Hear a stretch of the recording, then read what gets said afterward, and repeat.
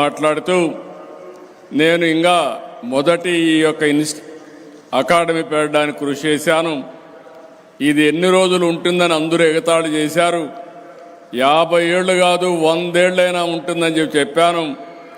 నేను అందుకే ఆయనకు ఒక మాట చెప్పాను. 50 ఏళ్ళు ఐకమత్యంగా ఉన్నారు కాబట్టి ఇంకా ఈ యొక్క సిద్ధార్థ అకాడమీ ఐక్యతకు తిరుగు లేదని మరొకసారి మీ అందరికీ విజ్ఞప్తి చేస్తున్నా. విజయవాడ అనంగానే గుర్తొచ్చేది విద్యల వాడ. ఇది నేను చెప్పింది కాదు. ఎడ్యుకేషన్కు ఇక్కడి నుంచే ప్రాధాన్యత ఇచ్చింది. నేను ముఖ్యమంత్రి అయినప్పుడు కూడా చాలామంది బయట వాళ్ళు వచ్చి ఇక్కడ చదువుకున్నారు. ఇప్పుడిప్పుడు వేరే ప్రాంతాల్లో కూడా బ్రహ్మాండంగా అభివృద్ధి చేసే పరిస్థితికి వచ్చాం. ఉమ్మడి ఆంధ్రప్రదేశ్లోని దశాబ్దాల నుంచి విజయవాడకు ఆ పేరుంది. ఎన్నో విద్యా సంస్థలు ఇక్కడ లక్షల మంది విద్యార్థుల్ని తీర్చిదిద్దారు. సిద్ధార్థ అకాడమీ సంస్థలు ఇందులో ముఖ్యమైన విద్యా వ్యవస్థ. విజయవాడ చెప్పంగానే మనకందరికి గుర్తొచ్చేది సరస్వతీ దేవికి కొలువైనటువంటి ప్రాంతం. ఈ ఇన్స్టిట్యూట్ చూశాను. దేశంలో ప్రపంచంలో ఎక్కడున్నా ఇక్కడ చదువుకున్న వాళ్ళే మెజారిటీ ఉన్నారు.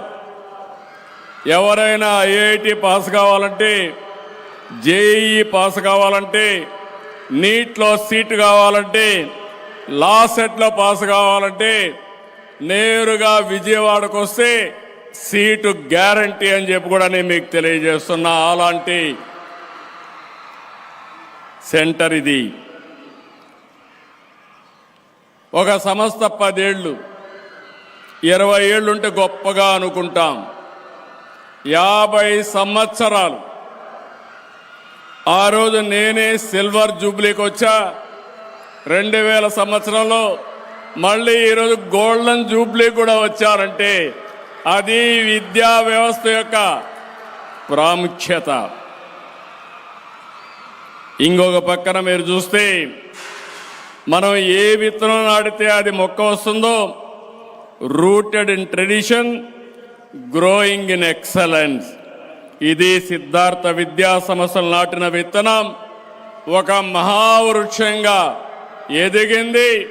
బ్రహ్మాండమైన ఫలితాలు ఇచ్చే పరిస్థితికి వచ్చింది. పేద పిల్లలు, మధ్యతరగతి పిల్లలకి ఇక్కడ మీరు చూస్తే 1975లో ఆ రోజు పెనుమనేని వెంకటేశ్వరరావు గారు, వైవీరావు గారు, సుబ్బారావు గారు వీళ్ళందరూ కలిసి దీన్ని ప్రారంభించారు. నాటి నుంచి ఇప్పటి వరకు అద్భుత విజయాలు సాధిస్తూ ఉంది. ఈరోజు మీరు ఒక్కసారి చూస్తే ఈ వ్యవస్థను నడిపించిన గతంలో మేనేజ్మెంట్ కానీ, ప్రస్తుతం నడిపిస్తున్న మేనేజ్మెంట్ కానీ మనస్ఫూర్తిగా అభినందిస్తున్నా. మీ స్ఫూర్తికి మనస్ఫూర్తిగా ధన్యవాదాలు అర్పిస్తున్నానని చెప్పి కూడా నేను మీకు తెలియజేస్తున్నా. ఇక్కడ మనం చూస్తే సుదీర్ఘ ప్రస్థానంలో engineering, medicine, management, law, BEd, pharmacy, dental, hotel management, దగ్గర 18 కాలేజీలు. ఈరోజు మీరు చూస్తే 28,000 మంది స్టూడెంట్లు, 3,000 మంది ఫ్యాకల్టీలు. 50 సంవత్సరాలు చరిత్ర సృష్టించారంటే ఇందులో ఉన్న మిమ్మల్ని అందరినీ పేరు పేరున అభినందిస్తున్నాను. ఇప్పుడే మేనేజ్మెంట్ చెప్తున్నారు, మేము కొంత ల్యాండ్ ఇస్తే అగ్రికల్చర్ కాలేజ్ పెడతామని. నేను ఒకటే చెప్పాను, ఇప్పుడు అగ్రికల్చర్ కాలేదు, కానీ మీరు పెట్టాల్సిన అగ్రి టెక్ పెట్టాలి. ఏ కోర్సెస్కైనా రాబోయే రోజుల్లో టెక్నాలజీ జోడించాల్సిన అవసరం ఉంది. అప్పుడే ప్రపంచాన్ని శాసించే శక్తి మన పిల్లలకు మనం ఇవ్వగలుగుతామని ఇప్పుడే వారికి సజెషన్ ఇచ్చాను. తప్పకుండా తొందరలోనే సిద్ధార్థ అకాడమీ ముందుకొస్తే అగ్రి టెక్ను పెట్టి అగ్రికల్చర్ టెక్నాలజీ కాలేజ్ పెట్టడానికి ప్రభుత్వం సహకరిస్తామని చెప్పి కూడా నేను మీకు తెలియజేస్తున్నా. నేను ఎప్పుడు కూడా విద్యకు ఎక్కువ ప్రాధాన్యత ఇస్తున్నాను. ముఖ్యమంత్రి అయినప్పటి నుంచి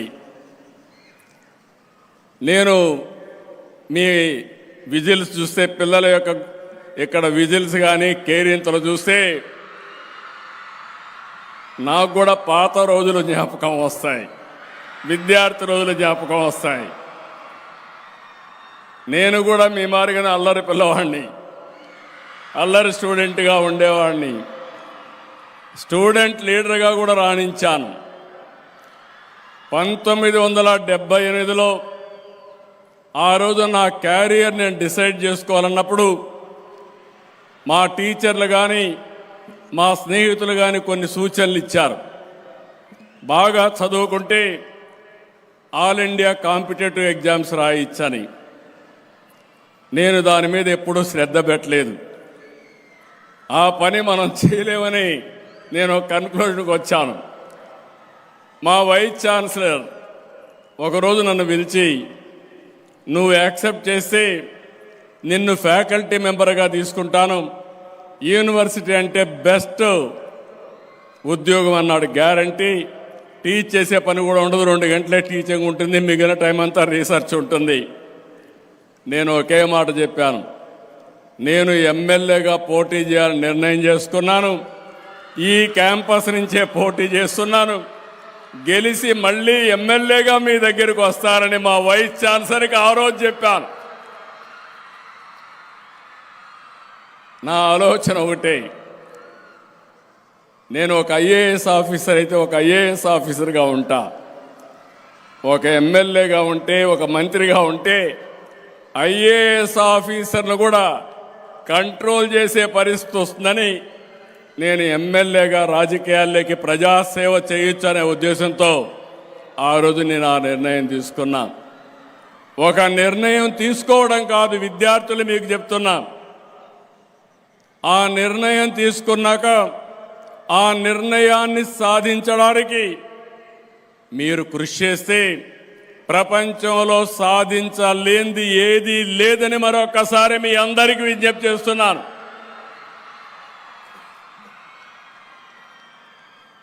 ఈరోజు నేను సమైక్య ఆంధ్రప్రదేశ్లోని ఎన్టీ రామారావు గారు ముఖ్యమంత్రి అయినప్పుడు